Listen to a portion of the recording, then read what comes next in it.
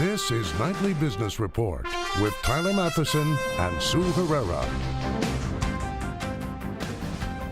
Trump tweet trips Boeing. The aircraft maker is caught off guard and its stock stumbles briefly after the president-elect says cancel an order for a new Air Force One. How business must adjust to a new negotiator-in-chief.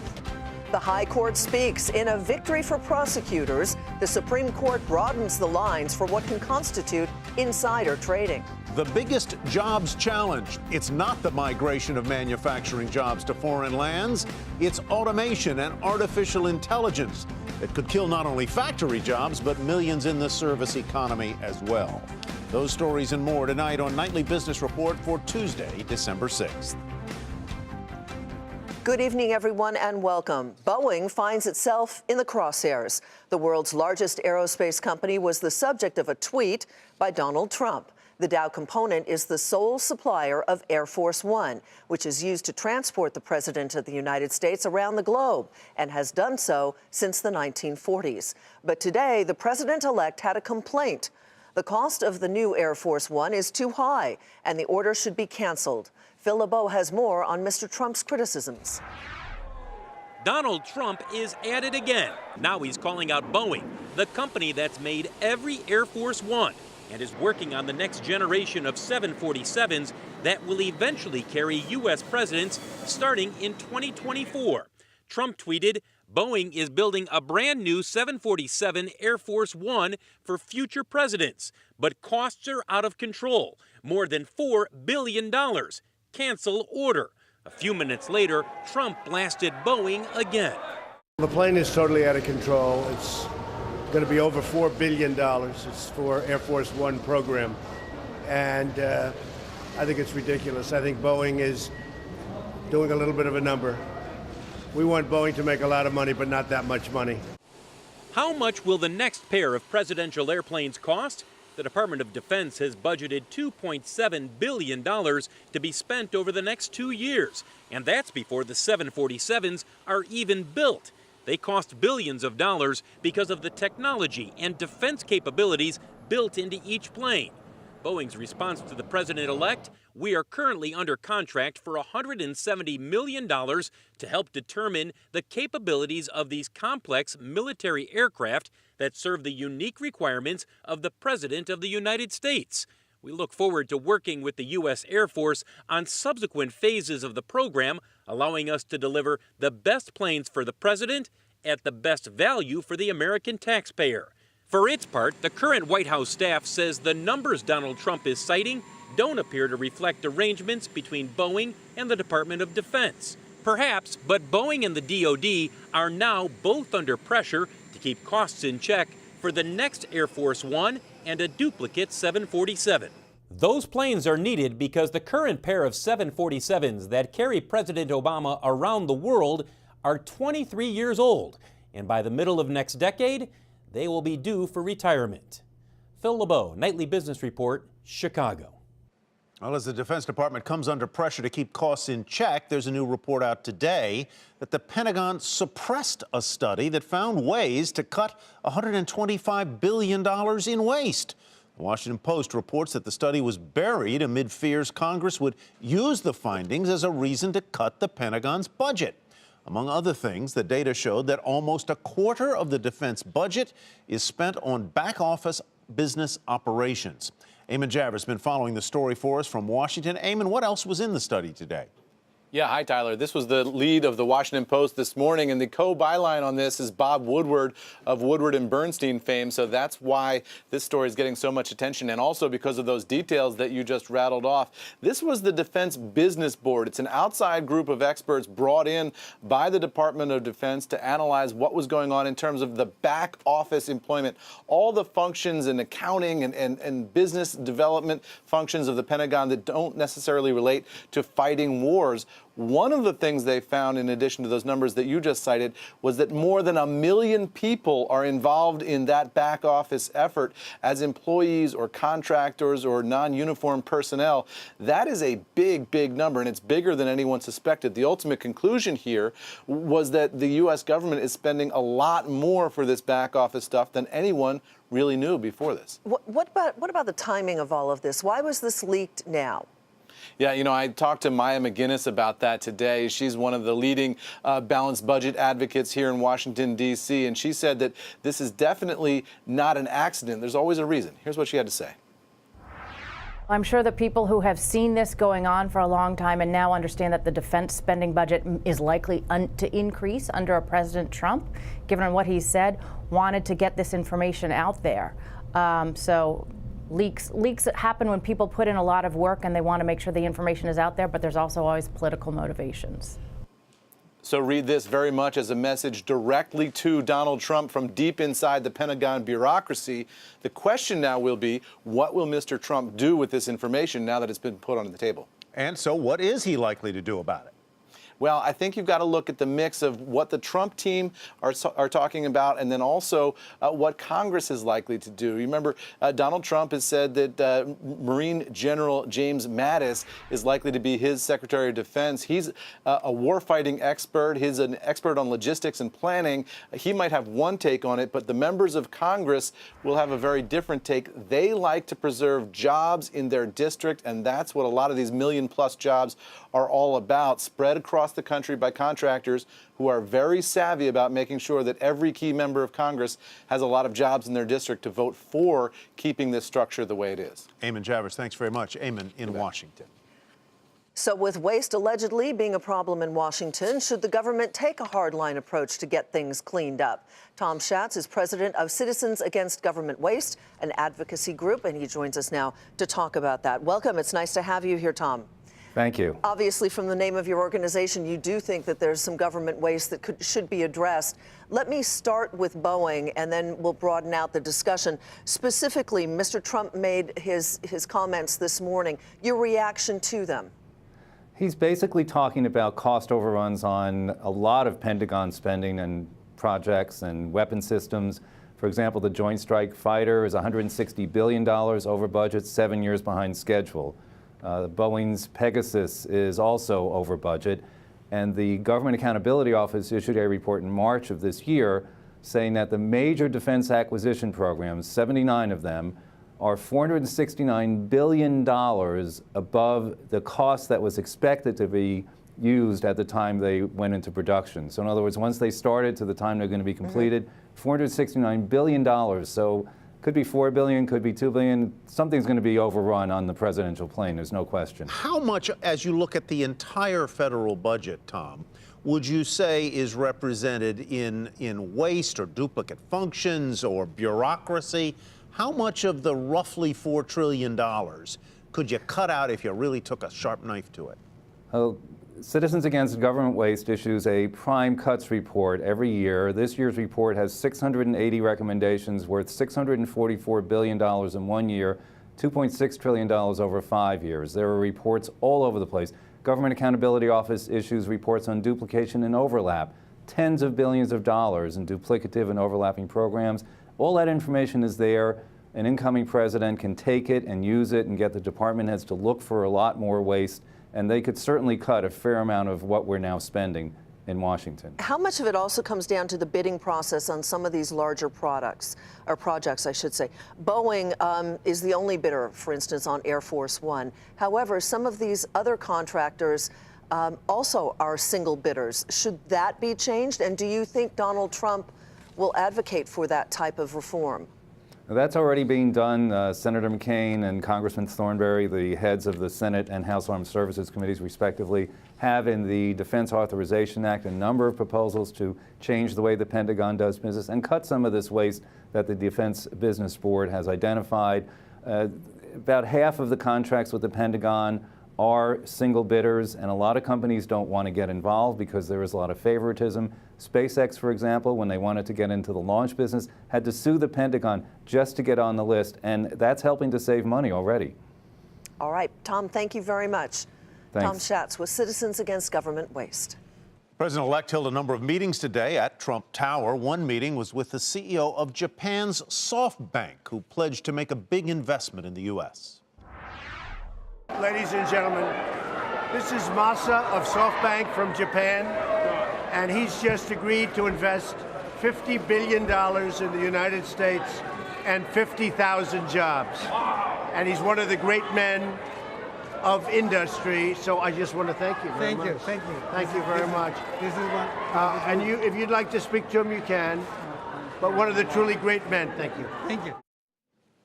Well, no details beyond those were given, and it is not clear if SoftBank's announcement is new. SoftBank's CEO did suggest that his company would focus on the technology sector and that the money will come from a $100 billion investment fund that his company set up with Saudi Arabia. On Wall Street, the blue chip Dow index closed at a record, its 11th all-time closing high since the election. The small cap Russell index also finished the session in record territory. As for the numbers, the Dow rose 35 points to 19,251. The Nasdaq climbed 24. The S&P 500 tacked on 7. Corporate leaders are more optimistic about the business environment in Washington, but according to the latest survey of the Business Roundtable, there's also concern about the president-elect's approach to taking on individual companies. The influential group of CEOs say they would prefer to see broad policy changes, not one-off decisions. CEOs are also wary of plans to potentially impose large tariffs on companies that move jobs abroad. New orders for goods made at factories rose by the largest amount in nearly 1.5 years. The Commerce Department said the 2.7% increase marked 4 straight months of gains and was more than economists had expected. Unfilled orders at factories were also higher, ending 4 straight months of declines.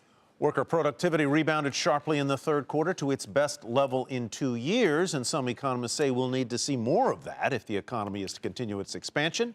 Steve Leisman explains. If President-elect Donald Trump will succeed at delivering higher growth, he's going to have to boost the nation's sagging productivity. And economists warn that's no easy task. There's really only 2 parts that go into growth: how much the nation works and how efficiently it works. And how much it works, that's governed mostly by labor force growth, and that's on the decline. So we just have slower growth in the labor force. The baby boom is entering the retirement phase, so we're going to have slower growth in the number of people working. So that leaves growth and productivity to boost growth, and it has been sluggish. Even after a third quarter surge of 3.1%, year-over-year gains in the nation's productivity were flat compared to a year ago. Since 2007, productivity is up just 1.3% on average each year. That's half the growth rate from before the recession. Economists debate where the productivity went and how to get it back. Some, including those advising Mr. Trump, point to overregulation and say productivity growth can be brought back by getting rid of all those rules on the books. Others point to a lack of capital spending that resulted from the Great Recession. Workers haven't been given the machines to increase their efficiency, so a rebound in business investment could boost productivity.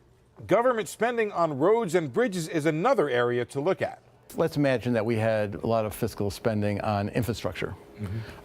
More spending on infrastructure would actually increase the productive capacity of the economy. It would resolve bottlenecks. But all of that only gets you so far. To really amp up productivity and growth, you need whiz-bang technology. Despite more and more computers and cell phones and circuitry and sensors, the evidence so far is none of it is, well, whiz-banging enough, at least not yet, to meaningfully move the needle on productivity. For Nightly Business Report, I'm Steve Leisman. Still ahead, did the Supreme Court just usher in a new era of insider trading prosecutions?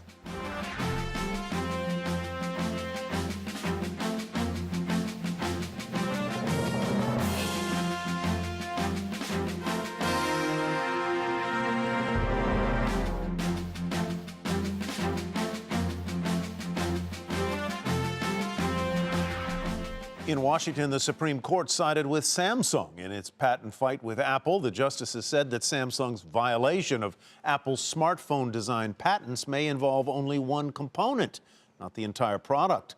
That means Samsung may not have to pay hundreds of millions of dollars in penalties. A separate Supreme Court ruling will make it easier for prosecutors to bring insider trading cases. This was the court's first insider trading case in 2 decades. And as Hampton Pearson reports, the ruling was unanimous. A unanimous Supreme Court clarified the legal ground rules for prosecutors fighting insider trading on Wall Street. The justices ruled that sharing corporate secrets with friends or relatives is illegal, even if the insider providing the tip doesn't receive anything of value in return, in the process upholding a Chicago man's conviction. Lawyers on both sides of securities law enforcement say the ruling reaffirms an important historical legal standard. In all of these cases, the further down the road one gets from the original tipper, in this instance it was an investment banker tipping his brother who tipped his friend. In all the cases, the more remote you get from the original insider or temporary insider, the harder those cases are for the government to make. It's an about-face from a ruling 2 years ago when a federal appeals court in Manhattan overturned convictions for hedge fund managers Todd Newman and Anthony Chasen, saying they were too far removed from the inside information chain to be prosecuted. That ruling forced Manhattan U.S. Attorney Preet Bharara to drop some cases and put others on hold. Today, his office praised the high court decision. Quote, "In its swiftly decided opinion, the court stood up for common sense and affirmed what we've been arguing from the outset, that the law absolutely prohibits insiders from advantaging their friends and relatives at the expense of the trading public." This decision is important because I think it clarifies precisely what the Dirks decision said, what it stood for, and because it was a unanimous decision. Not only was the decision unanimous, it was speedy. The 8 justices taking just 2 months to decide the case. For Nightly Business Report, I'm Hampton Pearson in Washington. The clothing retailer Francesca's raises its outlook for the year, and that is where we begin tonight's Market Focus. The decision follows better than expected quarterly earnings and revenue, which were helped by a strong back-to-school shopping season and higher e-commerce sales. Shares surged nearly 29% to $20 and a penny. On the flip side, the arts and crafts chain Michaels slashed its earnings outlook for the year. After reporting a decline in quarterly same-store sales, the company added it expects comparable sales to be flat to down 1.5% in the current quarter. Shares were off almost 2% at $23.85. And Chipotle's CEO Steve Ells admitted today that he was nervous about the burrito chain being able to meet its sales and earnings targets for the year. During an investor conference, Ells said he was not satisfied with the rate of recovery following a norovirus outbreak that has dented Chipotle's financial results and foot traffic. Shares fell 7% to $366.37. Toll Brothers said an increase in home sales and higher average selling prices helped lift revenue above expectations. The luxury home builder saw profit fall more than expected, but still gave a strong outlook for 2017, citing positive demand trends in many regions. Shares rose nearly 5% to $31.93. Microsoft has cleared its last regulatory hurdle in its purchase of networking site LinkedIn. Today, the European Union approved the $26 billion merger after Microsoft agreed to several concessions that are aimed at protecting competition. Microsoft shares were down 27 cents to $59.95, while LinkedIn shares rose a fraction to $195.94. There may be an unintended consequence of a deal struck last week to keep workers at an Indiana plant instead of moving those jobs to Mexico. As we've reported, air conditioner maker Carrier, owned by the Dow component United Technologies, made the decision following pressure from President-elect Donald Trump. The company received $7 million in tax breaks over 10 years and said it would invest $16 million to keep the plant updated. But as the CEO of United Technologies said in an interview yesterday with CNBC, updating the plant will result in more automation and an important consequence. We're going to make a $16 million investment in that factory in Indianapolis to automate, to drive the cost down so that we can continue to be competitive. Now, is it as cheap as moving to Mexico, the lower cost labor? No. But we will make that plant competitive just because we'll make the capital investments there. Right. What that ultimately means is there will be fewer jobs. Fewer jobs is also what many say Amazon's new concept grocery store will result in. As we reported yesterday, the Seattle store uses artificial intelligence technology that eliminates checkouts and cashiers. All consumers need is a phone. There was big reaction today. Headlines range from the New York Post calling it a job killer to Vanity Fair saying we're moving closer to a world without jobs, to the Wall Street Journal calling checkout a thing of the past.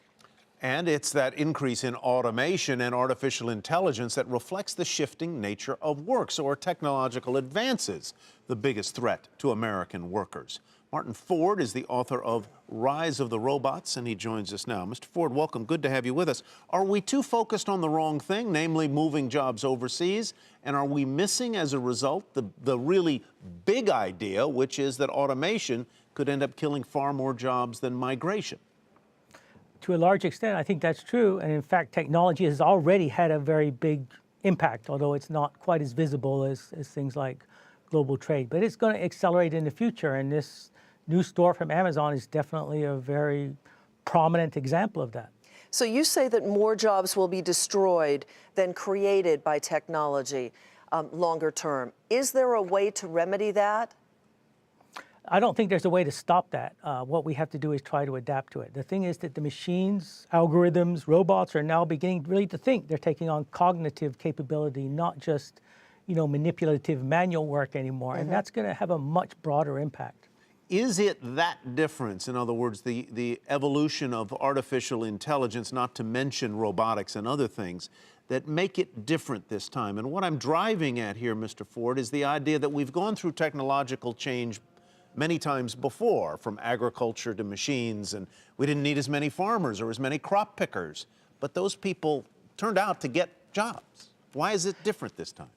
That's right. This time it's much more broad-based. And again, I'd focus on the fact that the machines are thinking. They're taking on cognitive skills. They're beginning to make decisions and, most importantly, to learn. If you look back at agriculture, that was a very specific mechanical impact. It did disrupt, the agricultural sector. Millions of jobs were lost. But of course, those people moved on to manufacturing, and then later on, they moved on to the service sector. This time, we've got this very broad-based, scalable technology that's coming for everything all at once. It's going to hit every part of the economy. There really isn't going to be some new rising sector that's going to absorb the millions and millions of people that are impacted by this. Usually when we see technological innovation, it's a net positive for the economy, all things considered, and for society.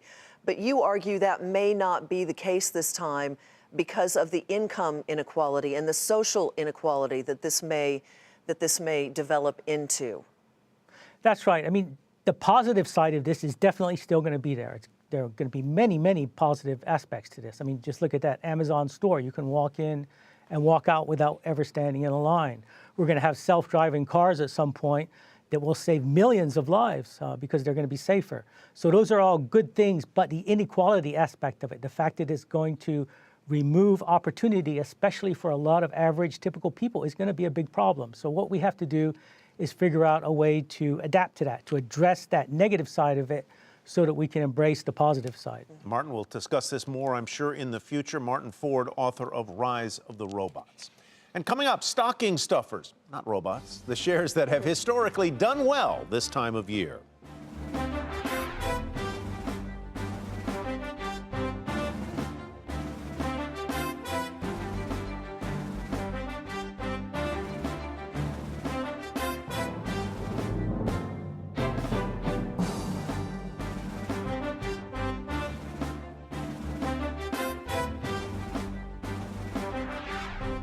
The Justice Department is reportedly investigating advertising agencies. According to the Wall Street Journal, the department is looking into whether ad agencies steered business to their in-house units over third-party firms by rigging the bidding process.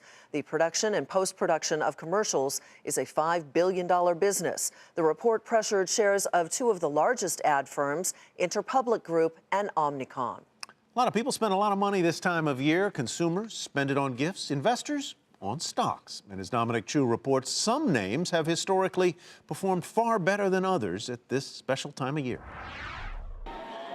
'Tis the season for making that list and checking it twice.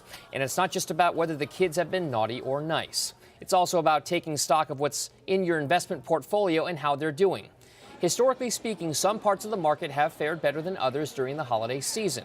So according to data and analytics firm Kensho, over the past 20 years, a handful of stocks have had a track record of being positive performers between Thanksgiving and the end of the year. Among those S&P 500 stocks that have been nice during that span, try home improvement retailer Lowe's, which has produced positive returns 80% of the time. Also, Public Service Enterprise Group, which is a Northeast regional utility power player in the United States. It's been positive 85% of the time. And food and beverage container maker Ball Corporation. That's posted a positive holiday season return 90% of the time.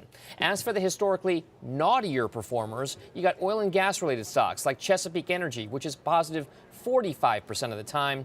You got toy maker Hasbro, has been positive about maybe 30% of the time. And then payroll processor Paychex has been a positive trade a quarter of the time during the holiday season over the past 20 years. Now, some experts are looking at bigger themes beyond just straight stock picking. There's $3.5 trillion in fixed income products in the mutual fund industry, and everybody knows that interest rates are going to go up, and so these people are going to get crushed. When I look at the nice side is the market. You should be in the market. The amount of monies that corporations are making today, and any kind of relief out of Washington on either health care, regulations, or taxes, the stock market's going to go right through the roof. This is the time of year when you'll hear a lot about seasonal performance trends, but always remember that past performance doesn't necessarily mean the same in the future, and always keep your tolerance for risk in mind when making those financial decisions, whether it's for a seasonal trade or a longer-term investment. For Nightly Business Report, I'm Dominic Chu. You're always on the nice list. Yes, never naughty. Never naughty. Never naughty. Never. I don't know whether I want a stocking stuffer as a share of stock, though. I don't know about that. I like something a little sweeter. That does it for us on Nightly Business Report. I'm Sue Herrera. Thanks for joining us. And thanks for me as well. I'm Tyler Mathisen. Have a great evening, everybody, and we will see you back here tomorrow.